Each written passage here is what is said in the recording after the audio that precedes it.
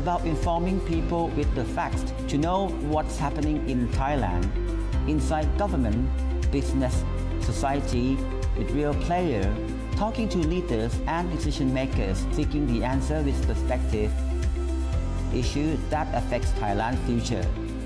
This is Thailand. This is the Insider Thailand. สวัสดีครับ Welcome to a special episode of the Insider Thailand. For 3 weeks, the world held its breath as a desperate mission began to save the lives of 12 Thai boys and their football coach trapped deep inside a mountain cave system in the province of Chiang Rai, Thailand. They had gone there for sightseeing but were caught by a flash flood around the mountain area, pushing them to move back into cave system to avoid the rising water level. After being reported missing, it was speculated that they had gone as far back as 5 kilometers into an extremely complicated system of cave tunnel pool and crevices. After 9th day, an international group of rescuers who has been working with Thai officials and people found them when the rescue operation subsequently began. The ultimate reality was that it would be a race against time. With more monsoon rain expected, which would flood the cave system, it was critical to implement an extraction immediately. Then, as we all know, a miracle took place before the eyes of the world.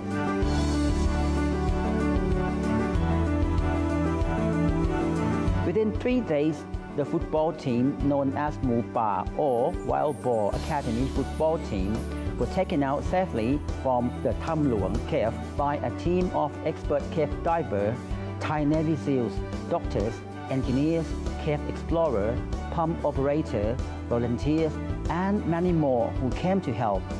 This boy and their coach, who were stuck in a complete darkness for 9 days against insurmountable odds, were brought back to us and the world exhaled. With me today to provide an exclusive account of this extraordinary story are Lieutenant Colonel John Baseel and Captain Jessica Tait,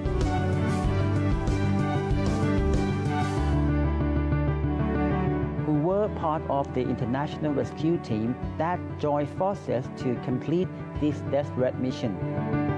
Hi Jessica, hi John. Well, thank you very much for joining the Insider Thailand. Would you mind sharing with us about the coordination between the Thai government and the United States for this operation? Absolutely. So on the 27th of June, it was a normal day of work for me. I went into the office and they said, you need to go home and pack. You're leaving in 3 hours to support this search and rescue mission. At the time, I followed my orders, went home, packed. The next thing I knew, we were flying in one of our MC-130s to Thailand. During that time, I found out that the Royal Thai government had requested support from the United States through U.S. Indo-Pacific Command, and they had notified my unit because of the specialty that we had.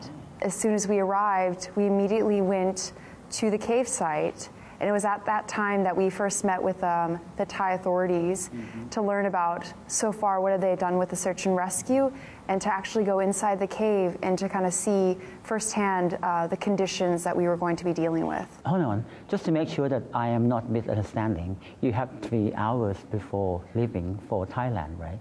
That is correct, sir. So what's one capability about the unit I work for, the 353rd Special Operations Group, is rapid response. We have our own aircraft as well as our own, as you know, our own search and rescue personnel. So the ability for us to put everything together to go into a place to support a humanitarian disaster or any sort of request, it's a specialty of ours. And we were very happy to be able to serve. We've come to Thailand for many exercises, including Cobra Gold, but to be able to support a real world operation and something so important, a search and rescue involving children as well as the coach. Everybody was very committed to coming. To be completely honest, initially we thought it was going to be maybe a 2-day mission. So what we packed was ropes, dive equipment, maybe enough uniforms for 2 days. We didn't realize we were going to be here for 2 weeks, but once we hit the ground, we were completely committed to this operation this Thai-led multinational search and rescue operation where you started to see everybody come together, not only Thai authorities and the Thai people, but our international partners as well, including obviously the British divers, the Australians, Chinese, and so many others that contributed their support to Thailand, because I think the world really wanted to be a part of this because it was important. Well, very impressive. What about you, John? Anything that you would like to add in? Yes, sir. As Jessica mentioned, the U.S. military is pretty experienced in getting places quickly. But I think we were helped out a lot this time by our Thai hosts. And one of the reasons is, as she mentioned, we train with the Thai military quite a bit. Thailand is very much a great host as far as Cobra Gold and other multilateral exercises. So the logistical facilities in Thailand, the air traffic control, the airport authorities, all of those guys are very, very experienced, and it's easy to come in and kind of fall in onto the mission pretty rapidly. So we could not have got here as quickly had we not have those procedures in place and use them on a regular basis with our Thai counterparts, as well as getting overflight from Vietnam and Laos and other countries to be able to fly directly in at short notice. So Jessica, what is your first impression, when you hit the ground? We got on the ground at 2 a.m. and when we got off the aircraft, like John said, there was all of the airport authorities there. There was, I want to say, 5 vans waiting for us to take some of the pararescuemen and support personnel to the hotel to get rest. But myself, as well as the mission commander, the senior enlisted leader, Major Hodges, Master Sergeant Anderson, as well as a few other individuals, we went straight to the cave site. At that time, it was about 2 a.m. So even though it's so early in the morning, there are still people running around, and they're showing us maps, kind of depicting where they speculate the children are. But they also were like, hey, do you want to go into the cave now? So we ended up going in. And initially, especially in the entranceway, it was still dry, because though it was rainy outside, it was still dry in the entranceway. So we go into the cave and we start to go up as far as we can, and it's completely dark. The initial impression I have is I start thinking, children in here, and it's definitely not an ideal condition, and we don't even know where they are.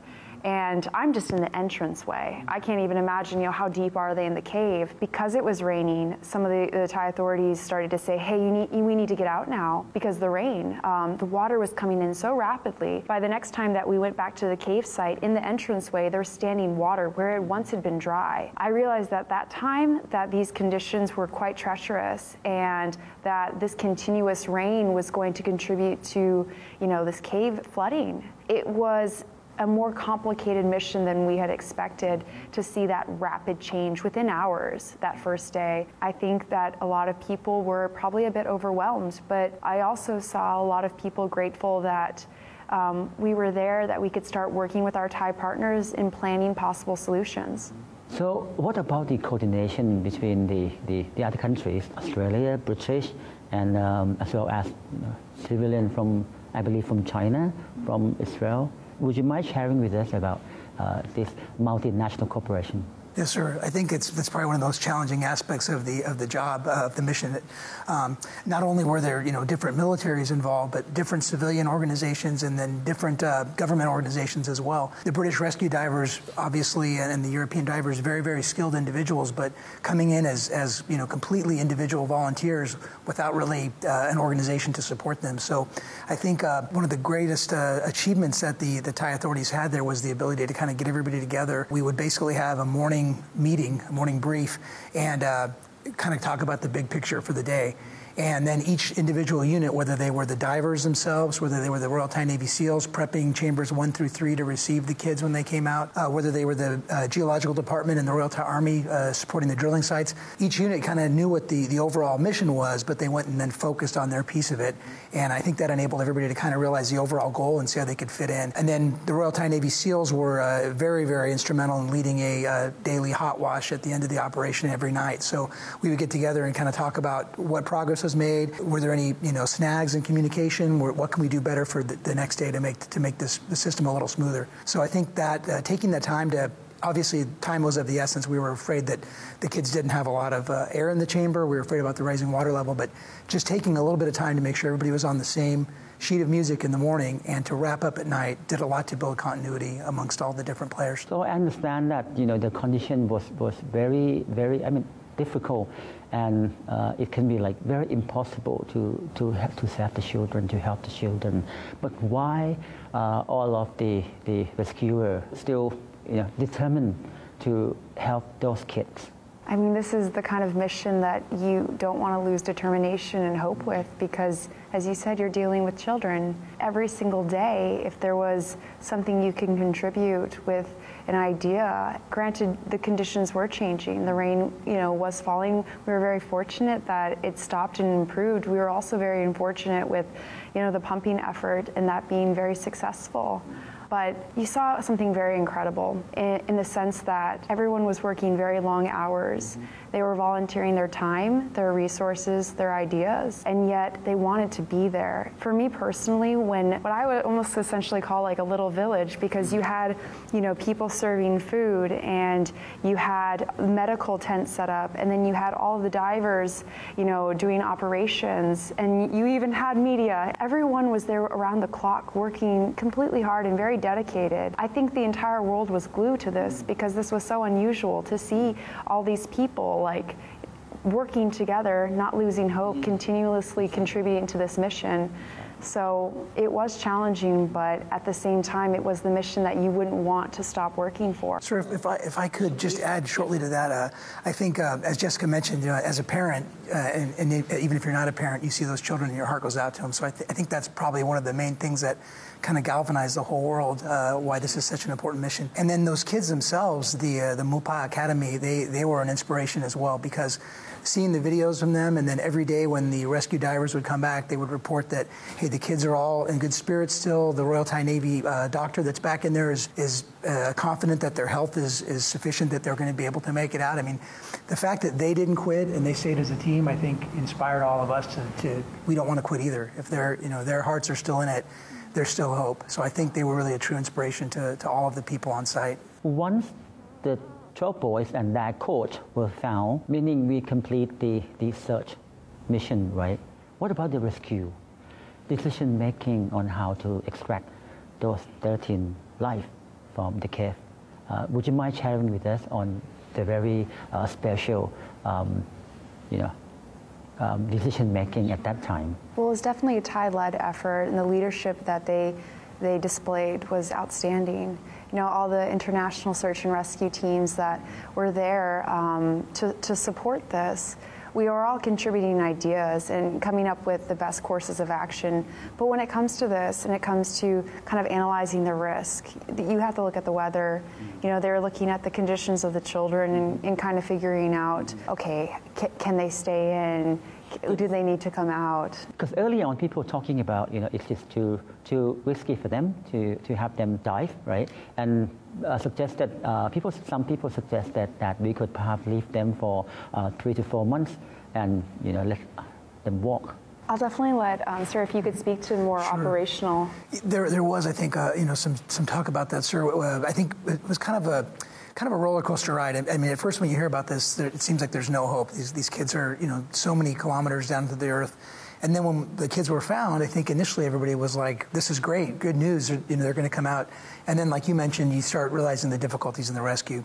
I think the reason that the tentative plan or the idea to keep them in place was eventually discarded is because that the oxygen levels in the cave were just going down. So even if the rains did not come very heavy, the oxygen level was showing a consistent drop day by day. So there was concern that if the kids stayed in even a week longer, that they might not be able to sustain life in there, much less 3 or 4 months. So I think that was the ultimate decision-making factor, the rising water, but more than anything, the lower levels of oxygen that seemed to indicate that they needed to come out, even though it's obviously very risky to come out via swimming them out, but we couldn't afford to wait. Well, since it's just a very, what should I say? It's just more than happy ending of the story. What did you see during your time, at the cave? I saw hope displayed fully by every single member there. But in particular, I do want to note from the Thai people there, like truthfully, I've never seen people with bigger hearts wanting to give and wanting to ensure that we were all very comfortable in this operation. I can't think of a single moment where people weren't bringing us food. There was actually, where we were staying in Chiang Rai, a family-owned laundry service that did our laundry for free. I mean, incredible, because they wanted to make sure that we had everything, comfortable so that we could concentrate on this mission. And I want to say, like, for me, that was the biggest observation, is the hospitality and the love that I saw from all the Thai people that were involved in this. And I think, the Thai people, they all see they see the beautiful thing from the very beautiful heart from you and from, the whole team from International Corporation. So what about John? What did you see in these circumstances? Sure, I think Jessica said it best. The namjai of the Thai people was very evident. The fact that the Thai people they have that sense of being pinongan, being brothers and sisters and working together. So from the highest levels of the government, the Prime Minister was out visiting and giving direction. The Royal Guards, the senior leaders in the military were out day in and day out on station. To the local Thai people at Mesai that were coming up, as Jessica said, to bring us food and set up areas for us to get a little quick bite to eat. It was amazing. The thing, too, personally, that I saw when I first got on the scene, obviously, as you mentioned, a very daunting mission, but I was heartened tremendously to see two of the key leaders, the Royal Thai Navy SEAL Operations Officer and the Royal Thai the Royal Thai Army Special Forces Operations Officer, are guys that we work with regularly, that I know and count as true professionals, and seeing them. It gave me the confidence that I know the right people that have the skills to bring this multilateral operation to success are here in the spots they need to be. From local emergency become the international rescue operation. Why it's become so big? Because I understand that this operation, this rescue operation, has become a global news. Why it is so big? So obviously I work more as a spokesperson and just kind of even in some brief conversations with media and reporters, one of the consistent messages was, I never cover a good news story. And this truly is probably the best good news story of this year and maybe even further than that.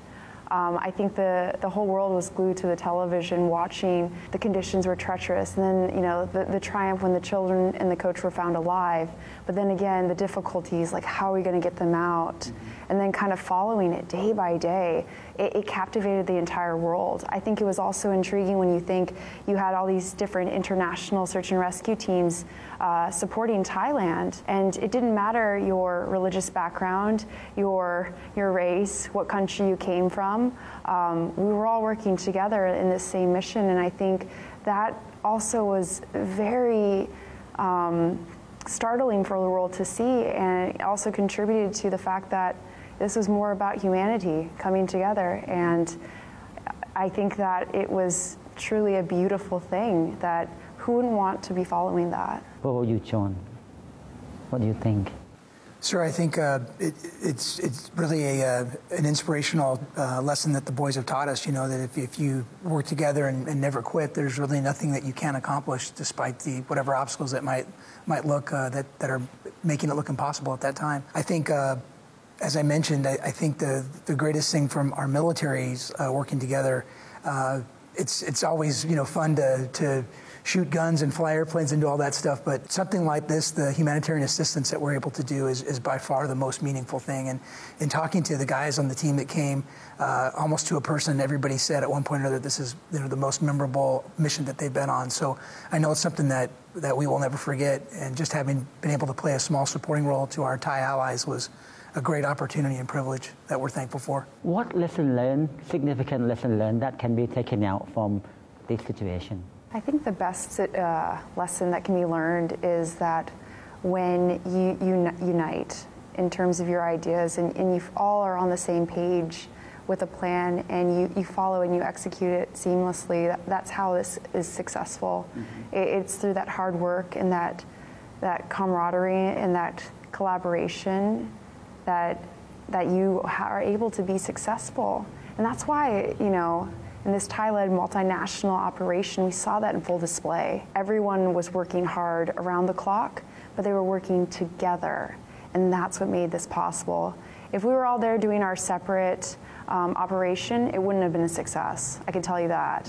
It truly was uniting under Thai leadership and ensuring that everyone that had brought something to the table in terms of expertise, in terms of an idea, in terms of a capability, that they provided it, and it was all synchronized and coordinated perfectly. What would be the story that you would be telling your friends and family when you go back to the States about this daunting operation? I don't even know where to start, truthfully. This has been a life-changing experience for me. As a communicator, kind of working with not only just something that started kind of small with just local media, but expanded to a global level. I think as I start to remember and go over my memories and write it down, I'll start to draw more conclusions on how much of an impact this has been in my life, and truly how amazing this has been really truly for the world in terms of Thailand and the history.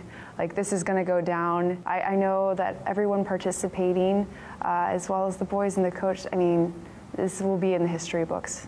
Right now we have watched the documentary. Do you think in the very near future we perhaps see this event become Hollywood movies?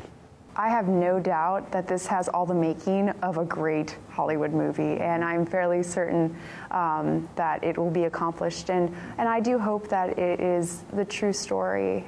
I look forward to seeing it. What about you, John? What did you say about if you were to tell your family, your people about your impression of this situation? What would be your story?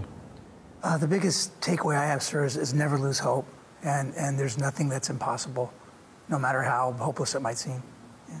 People say that this is one of the very, the most difficult tasks. If people compare to diving in this cave, climbing the Everest mountain, is that correct? I think the mission commander, I'm kind of paraphrasing, but he said to me, as well as the rest of the team, that this had the highest level of risk and the lowest level of success. Mm-hmm. And yet it was successful. Really, when you look at that, it's quite extraordinary that we had such a positive outcome. And yeah, it goes back to the hope, it goes back to the teamwork and the hard work.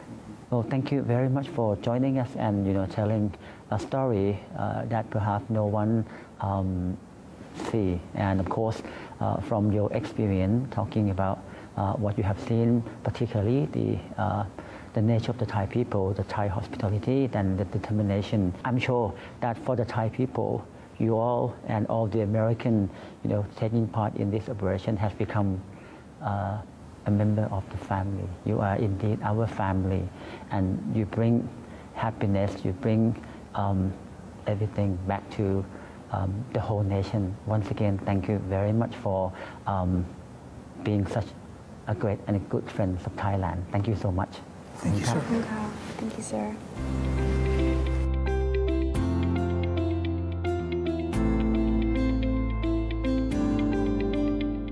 The rescue of the Mupa team was a miracle and brought about the best in humanity. When help was needed, they came from all corners of the world. They came to a little town in northern Thailand to do what they could, regardless of how difficult conditions were. And while the Thai nation has been overwhelmed with kindness from our international friends, we also take comfort in your support and tribute to a former Navy SEAL diver, Jasam, or Petty Officer First Class Saman Gunan, who was sadly lost during this operation. His sacrifice was critical to learning about how the complex this mission truly was and what was needed to make it successful. The Tham Luang rescue mission will forever remain in the hearts and minds of the Thai people as a defining moment in courage, compassion, cooperation, and selfless commitment. From our hearts, we thank you all and send our highest tribute. Thank you very much for watching this special episode of the Insider Thailand, and see you next week. สวัสดีครับ